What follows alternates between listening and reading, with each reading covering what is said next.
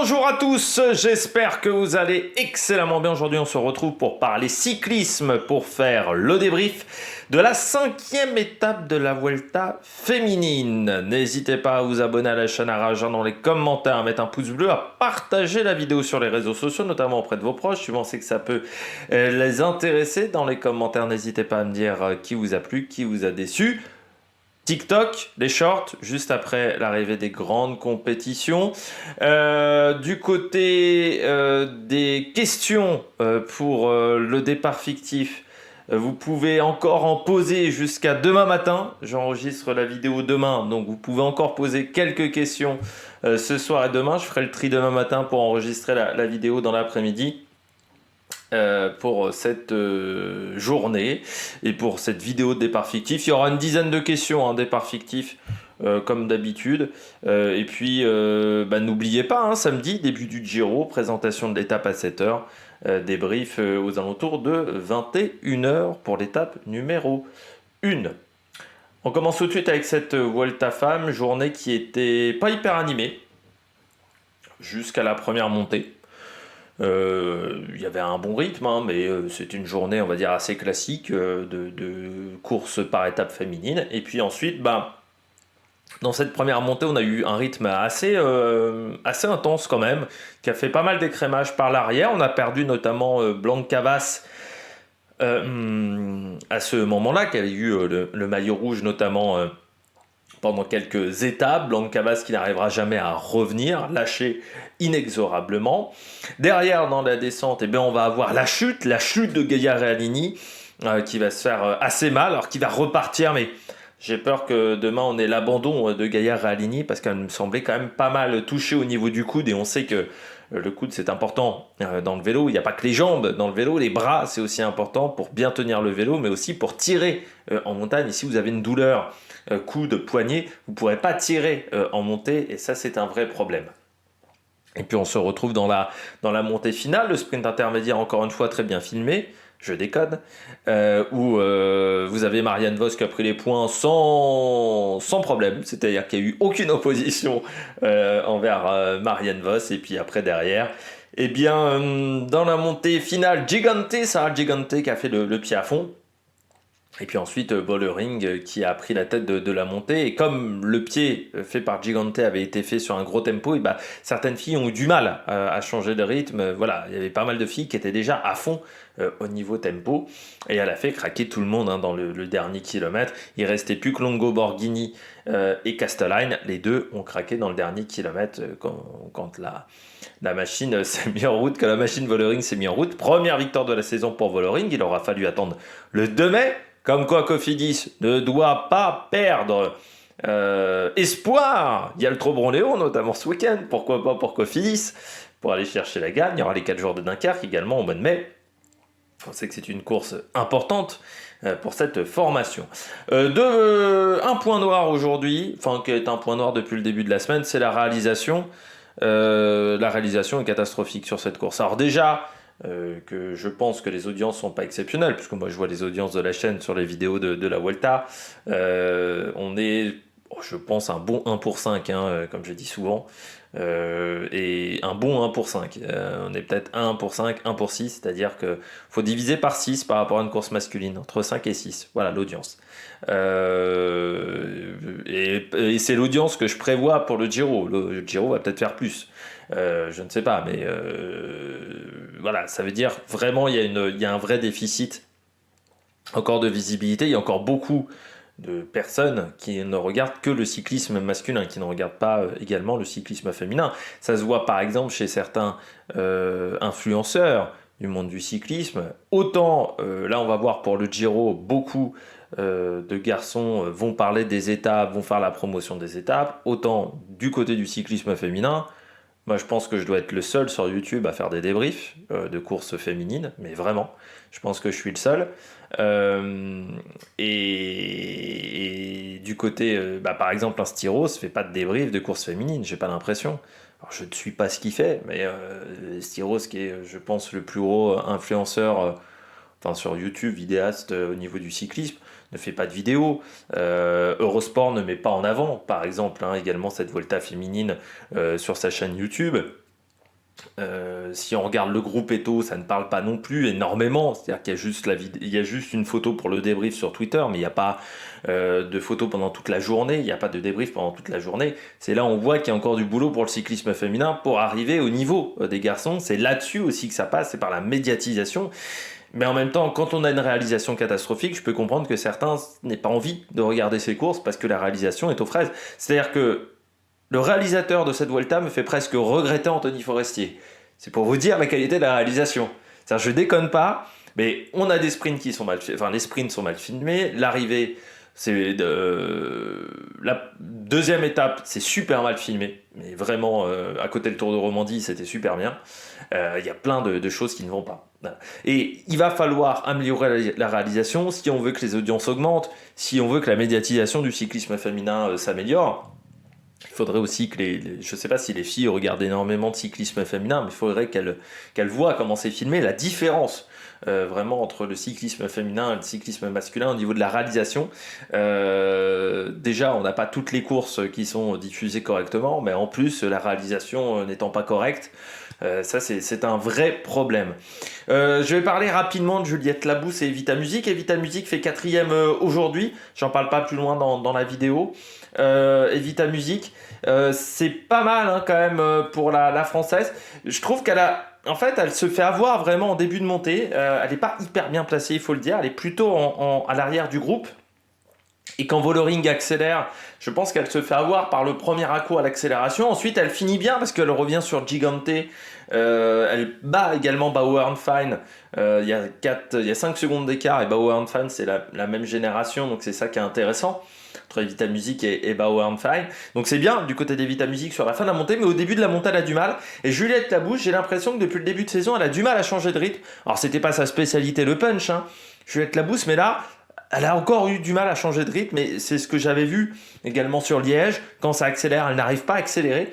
Elle est performante sur un rythme, on va dire sans à-coups, mais dès qu'il y a des à-coups, dès qu'il y a des accélérations, elle a du mal, parce qu'ensuite elle arrive à retrouver son rythme. Elle fait 8e aujourd'hui, elle finit devant Kim Katzo, devant Faulkner, du côté de F, donc ça c'est pas mal. Mais elle a eu du mal à changer de rythme, encore une fois, Juliette Labousse. Donc c'est un domaine dans lequel elle doit travailler, c'est vraiment le punch, hein. C'est son point faible aujourd'hui à Juliette Labousse. J'ai dit encore Labousse, c'est Labousse, hein, normalement. Allez, on regarde tout de suite les coureuses au top. Attaque de Marlou. Du côté des coureuses au top, on commence avec la vainqueur du jour, Demi Vollering, la néerlandaise. Ça faisait depuis quelques temps hein, du côté de Demi Vollering qu'elle l'attendait cette victoire. Hein. On le sentait que ça commençait un petit peu à trotter. Vollering qui est passé à côté de ses Ardennaises parce que SD Works s'est un peu emmêlé les pinceaux. Il n'y a pas que hier que SD Works s'est emmêlé les pinceaux, donc ça avait été compliqué sur les Ardennaises pour cette formation. Hein. On rappelle que sur les Ardennaises, ni Lidl ni SD Works n'ont remporté de course. Et puis Vollering, depuis le début de saison, moi j'avais le sentiment au mois de mars qu'elle était un peu en dessous de sa forme de l'année dernière. Et je pense qu'il y a les Jeux Olympiques, il y a plein de paramètres qui ont fait que Demi Vollering avait un petit temps de retard. Par rapport, je pense, à sa forme classique, le fait que le calendrier soit chargé aussi. Elle s'est peut-être dit, si je veux être performante sur les grands tours, il faut que je décale un petit peu mon pic de forme, que je change un petit peu ma manière de faire. Et puis, le changement d'équipe. On le sait, hein, Demi Vollering va certainement rejoindre, c'est encore en cours de discussion, la FDJ Suez, parce qu'il y a une discussion au niveau des vélos, hein, la FDJ Suez récupérerait des Specialized. Vu que Vollering est ambassadrice Specialized. Il y a aussi Vollering qui a signé un contrat au niveau vêtements avec, je crois que c'était Puma. Je ne sais plus si c'était Puma, Adidas, Nike, je ne sais plus si c'était lequel. J'ai oublié, je m'en excuse sur cette info, mais elle a signé un contrat. Mais il ne faudrait pas oublier que derrière Vollering, il y a aussi des filles qui galèrent. Hein. Il n'y a pas que Vollering. Et c'est là où on voit que le cyclisme féminin progresse, certes, mais il y a encore beaucoup de boulot, hein, comme je disais, au niveau de la réalisation, au niveau de l'audience également. Donc du côté de Vollering, on l'attendait cette victoire. Hier, elles se sont plantées, les SD Works. Aujourd'hui, Vollering, je crois qu'elle ne voulait pas se planter et elle a décidé de prendre en main la course comme elle le faisait l'année dernière. Et comme l'année dernière, ça a fonctionné. Ce qui n'avait pas marché sur la Flèche Wallonne cette année où elle se fait battre par Neviadoma, et bien là, ça a fonctionné du côté de Vollering. Parce que Longo Bordini a tenu 1 minute 30, 2 minutes dans la roue, mais au bout d'un moment, ça pète, quoi. Et tu peux plus la suivre, parce qu'elle est capable de mettre des cadences vraiment élevées. Et Vollering, elle est très forte, c'est sur ses montées entre 3 et 6, 7 km. Je dirais sur ces montées, on pourrait qualifier de deuxième catégorie. C'est là où elle est très très forte, Vollering. Je pense qu'en haute montagne, il y a des filles qui sont capables, dans des grandes journées, d'être meilleures qu'elle. Van Vleuten, je pense, était meilleur en haute montagne que Vollering, mais sur ces montées-là type puncheuse, elle est très très très très forte, Vollering. Et là, oui, elle a réussi à faire la différence aujourd'hui. Il y avait personne qui pouvait aller la chercher. Et c'est vrai que Vollering, avec cette Vuelta, il y a un relationnel particulier de l'année dernière, le Pipi Gate, on pourrait l'appeler comme ça, avec cette accélération de la Movistar, mais qui était en fait une vengeance de ce qui s'était passé sur la dernière étape du Tour de France 2022, où Van Vleuten avait décidé de se venger de ce que Vollering avait fait et que son équipe avait fait. Et ça c'était... Voilà, Vollering, il avait eu mauvaise ce jour-là, parce que Van Vleuten avait décidé d'accélérer à un moment où elle faisait une pause pipi. C'est pour ça qu'on appelle ça le pipi 8. Et c'est vrai que Vollering donc, a perdu la course pour 9 secondes parce qu'elle était très forte l'an dernier, déjà sur cette Vuelta. Elle était meilleure que Van Vleuten sur ces journées-là. Et elle se fait battre pour 9 secondes et je pense qu'elle était hyper frustrée à l'arrivée de cette épreuve. Le dimanche, alors je ne sais plus c'était quelle montée le dimanche que les filles prenaient. Et oui, elle a envie de remporter cette course parce que elle manque à son palmarès, elle n'est pas passée loin l'an dernier et elle sait que cette année il y a une opportunité et puis elle ne sait pas comment ça va se passer le Tour de France parce que c'est vrai que ça sera le mois d'août, on sera donc après, on sera beaucoup plus tardivement dans la saison, donc comment son corps va réagir.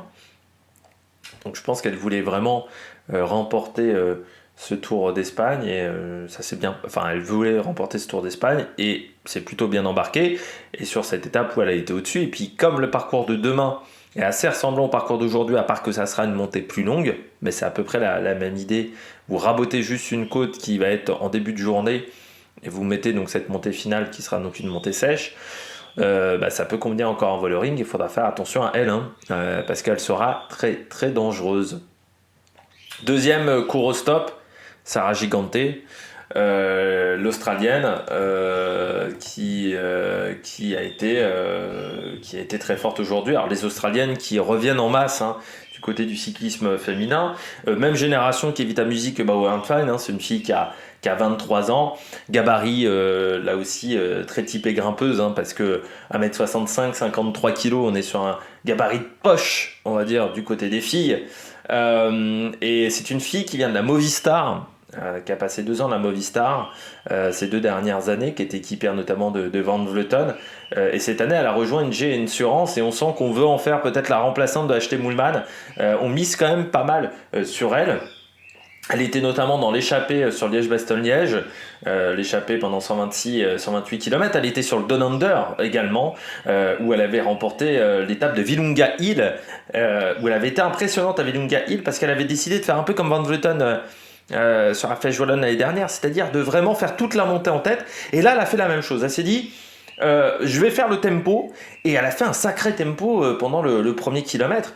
Elle met tout le monde dans le rouge. Si ensuite Vollering, quand elle accélère, elle n'a pas vraiment beaucoup de difficultés à lâcher les différentes concurrentes, c'est grâce à Gigante. C'est presque un travail de Sarah Gigante qui a fait mal à tout le monde. C'est-à-dire que toutes les filles derrière se sont retrouvées en difficulté. Neviadoma, elle est en difficulté suite au travail de Sarah Gigante. Et ensuite, elle se fait un peu battre, ça c'est vrai, mais est-ce qu'elle aurait réussi à tenir la cadence d'une Vollering si Vollering avait accéléré fortement? Je ne suis pas sûr non plus. Du côté de Gigante, donc elle s'est dit, je vais faire le tempo, et puis après, je prends quand même la 5e place aujourd'hui. Au général, je ne sais pas combien elle est, au général, j'ai pas vérifié, Gigante, elle est encore un petit peu loin, parce que son équipe n'avait pas fait, je crois, un grand chrono, j'ai pas Sarah Gigante, je ne la trouve pas. Faulkner est 4e à 1,10. Gigante est 16e, à 3,13 encore, parce que le chrono n'était pas réussi. Et puis je pense que hier elle était dans le coup de bordure aussi Sarah Gigante. Elle est derrière par exemple une Juliette Labousse. Elle est derrière Evita Music qui est à la porte du top 10. Juliette Labousse est 5e au général, elle a une 13 et Evita Music est à 2,48 en sachant que devant elle il y a toujours Smulders et Boss qui vont peut-être perdre du temps encore. Donc c'est bien du côté de Sarah Gigante. C'est une fille qui progresse en montagne, donc elle a voulu faire la différence aujourd'hui. C'est peut-être dit aussi qu'on lui laisserait un petit peu de liberté du fait qu'elle ait perdu du temps hier. Bon, ça n'a pas été le cas, tout le monde a suivi, mais ça s'est bien passé voilà, pour l'Australienne. Donc belle étape pour elle. Puis on espère que ça va continuer comme ça dans les jours à venir, notamment dès demain. Et puis je termine avec Yara Castellane et la Phoenix de Koninck. Yara Castellane qui a fait une belle étape aujourd'hui, belle deuxième place. Elle qui a fait déjà des belles ardennaises, 9e de l'Amstel, 18e de la Flèche Wallonne, 19e de Liège-Bastogne-Liège, 9e également de la Flèche Brabançonne. C'est plutôt pas mal du côté de la concurrente qui avait remporté l'année dernière une étape du Tour de France Femmes. Et puis je voulais mettre en avant la Phoenix de Koninck parce qu'on a vu aussi Roy Yakers.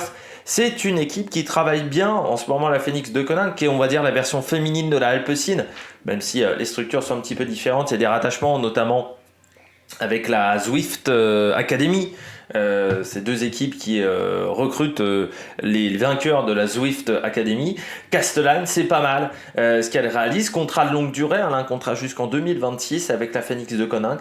Et c'est une équipe qui travaille bien en ce moment. C'est une fille aussi qui a fait un petit peu de cyclocross. Qui fait un petit peu de cyclocross même encore en 2023-2024. Elle a fait 4-5 cyclocross, c'est pas la fille, on en faisait plus à une époque, notamment elle avait remporté les championnats d'Europe de cyclocross, c'était en 2019, du côté de son palmarès, mais c'est une fille qui progresse beaucoup là sur la route depuis quelques temps, et qui est vraiment très intéressante. Et l'année dernière, elle fait... elle fait 9e de l'Amstel, ça c'est cette année, 10e du CIMAC Ladies Tour, donc qui est une course importante également chez les filles. Elle avait fait 10e du Tour de Scandinavie aussi, qui est une épreuve World Tour importante. Et puis il y a quelques années, en 2021, elle avait fait 2e d'une étape sur le Tour de Belgique féminin, qui est important aussi. Donc c'est une fille qui progresse. Là encore, petit gabarit, 1,64, 52 kg, gabarit qui passe bien les bosses. On verra ce que ça va donner demain. Et puis pour le classement général, Castellane, elle est plutôt pas mal. Je crois me rappeler, Castellane, non, elle est un petit peu plus loin. Au général, je vais la retrouver, Yara Castellane, elle est 15e, elle est comme dans le même cas que Gigante. C'est des filles qui ont perdu un petit peu de temps, que ça soit sur le contre-la-montre ou sur le coup de bordure. Oui, ça, je m'en souviens, elle était dans le mauvais coup de bordure hier, dans le groupe Gaïa Realini. Allez, on regarde tout de suite les bonnets d'âne. Les bonnets d'âne du jour. Eh bien, je commence avec Katarzyna Niewiadoma, la polonaise. Et oui, elle marchait sur l'eau quand même, depuis quelques jours, depuis quelques semaines. Avant sa victoire sur la Flèche Wallonne, elle avait eu pas mal de très bons résultats en amont, notamment sur les Strade Bianche, notamment sur certaines classiques flandriennes.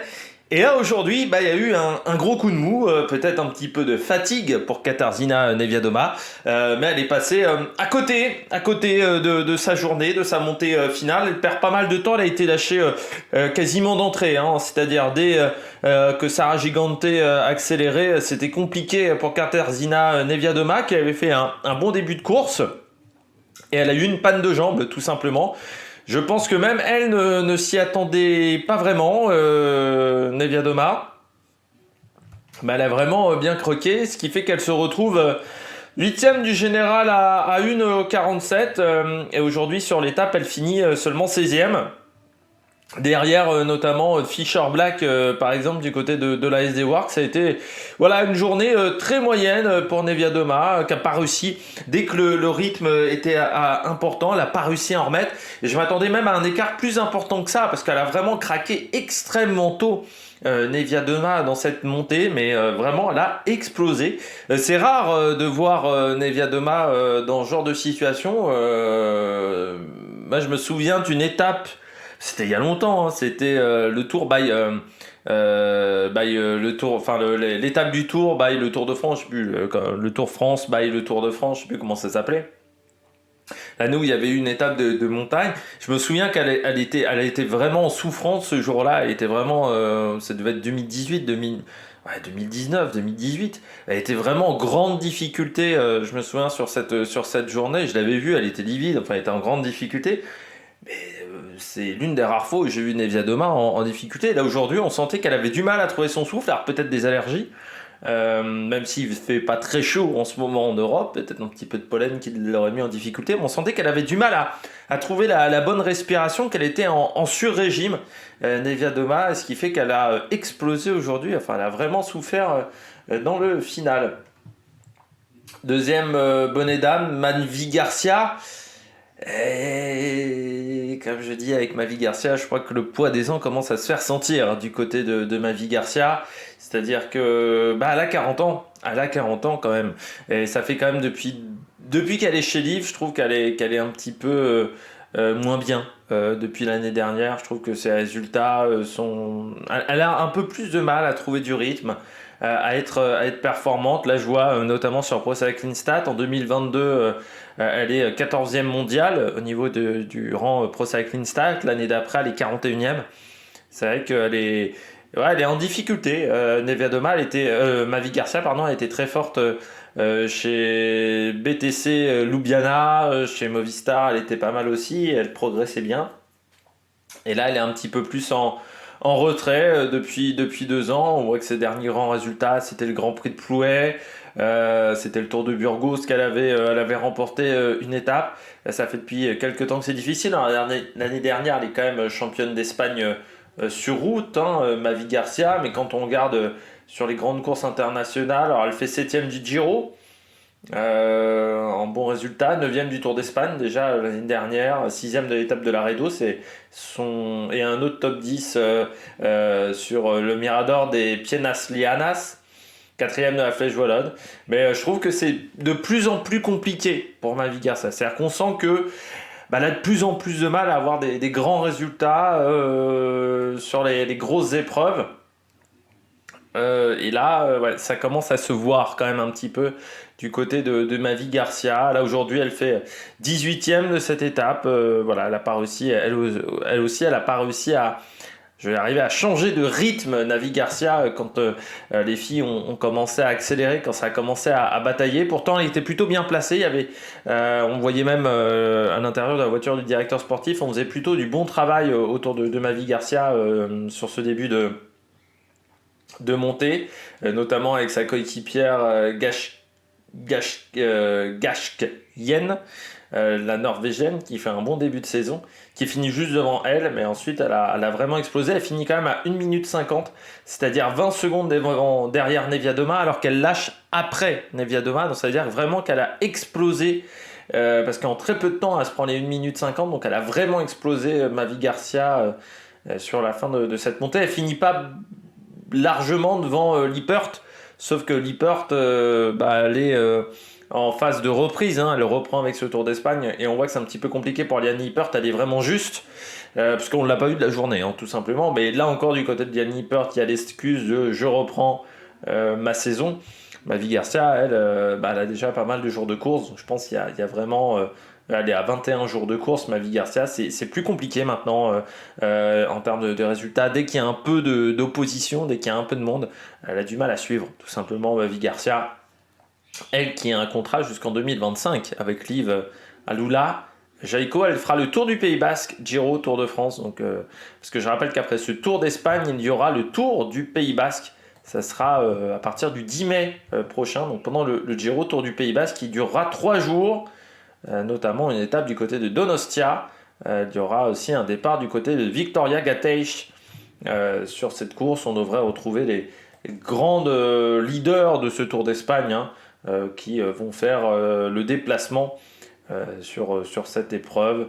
Et puis il y aura l'équipe Saint-Michel, Mavic Aubert 93, avec Marion Brunel, Dixline Marmont, Margot Popado. dans cette formation. Il y aura également la Biping qui sera là. Serra Tizit également fait le déplacement avec Cédrine Kerbaol et Laura Asensio. Sur cette épreuve, il y aura également Noémie Abgral du côté de la Winspace, l'équipe française. Voilà, si vous voulez voir les concurrentes, il y aura la Cofidis également avec Flavie Boulais et Morgane Coston. Et Julie Bégaud, tiens, sera au départ. Urska Zigart également du côté de la Live Alula sera au départ de cette épreuve. On poursuit avec la poissarde du jour, Gaïa Realini, qui est tombé, fini 53e. Bon, là, toute chance de victoire au général. Déjà qu'il n'y avait plus forcément tant d'espoir que ça, mais alors là, ça s'est complètement éclipsé, annulé, ces chances de victoire pour Gaïa Realini. Alors, je ne sais pas comment elle est tombée, parce qu'on était à la sortie d'un virage sur la gauche, entre une épingle sur la gauche et une épingle sur la droite dans la descente. Elle est tombée côté gauche de la route, alors je me serais plutôt attendu qu'elle tombe de l'autre côté ou qu'elle ait un problème de l'autre côté. Là, elle est tombée vraiment côté gauche, elle s'est pris les pierres, donc elle est tombée très violemment au niveau du coude. Elle avait vraiment le coude entièrement ensanglanté, ce que nous a pas filmé énormément le réalisateur, parce que il n'y avait pas de caméra moto autour de Gaïa Realini, on l'a laissé autour de Blancavas. Je pense que à ce moment-là, il fallait mettre une moto derrière Gaïa Realini, et ça a été une journée de grande souffrance, une fin de journée de grande souffrance. Je pense qu'en plus, elle avait des ambitions aujourd'hui pour tenter de remonter au classement, et on voit toute la complexité de confirmer.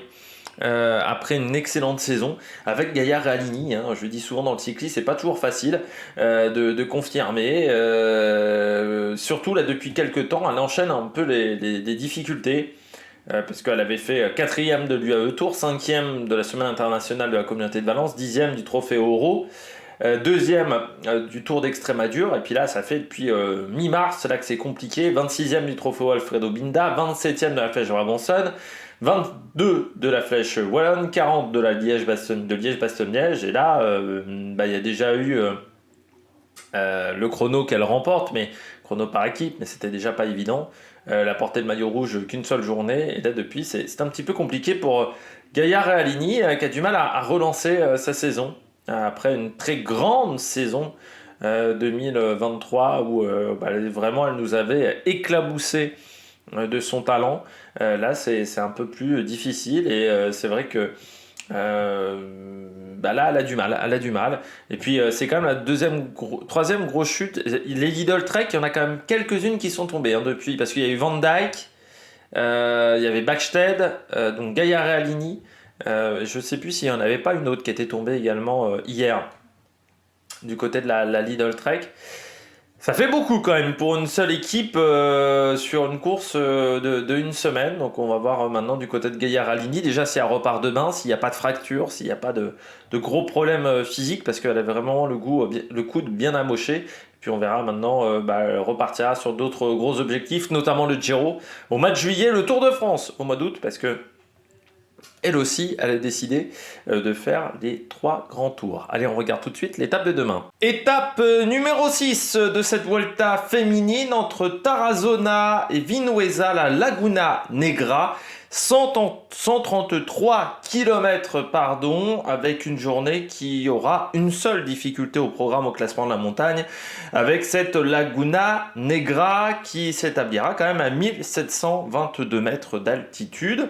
Donc ça sera plus haut et plus long également dans cette montée. On regarde le début de journée, on voit que sur les 30 premiers kilomètres, on sera sur des routes en montée, on partira de 520 mètres d'altitude pour arriver à quasiment 1100 mètres d'altitude, parce qu'on sera un petit peu plus loin qu'à Olvega. Donc on peut quand même voir que ce début de journée, qui n'est pas classé du côté de la montagne, du barème de la montagne, pardon, je vais y arriver, eh bien on s'aperçoit quand même que ça ne sera pas évident. Donc voilà, il y a ce début de journée qui est pas évident. Au bout de 30 km de course, pendant 100 km, quasiment, enfin un peu moins de 100 km, 120 km, 90 km, je vais y arriver, ça va être tout plat. Quand je dis tout plat, c'est qu'on sera sur un plateau à 1000 mètres d'altitude, donc il n'y aura pas grand chose à faire. Par contre, on sera quand même à 1000 mètres d'altitude, entre 1000 et 1100 mètres. Il y a certaines concurrents qui n'aiment pas déjà être à ces valeurs-là en termes d'altitude, donc ça peut peut-être créer de la fatigue chez certaines concurrentes. Et puis on arrive avec Vinuesa, sprint intermédiaire au kilomètre 115, et puis ensuite donc cette Laguna Negra, 6 km 500 à 6,7 de moyenne. On regarde par rapport à la montée de Raka.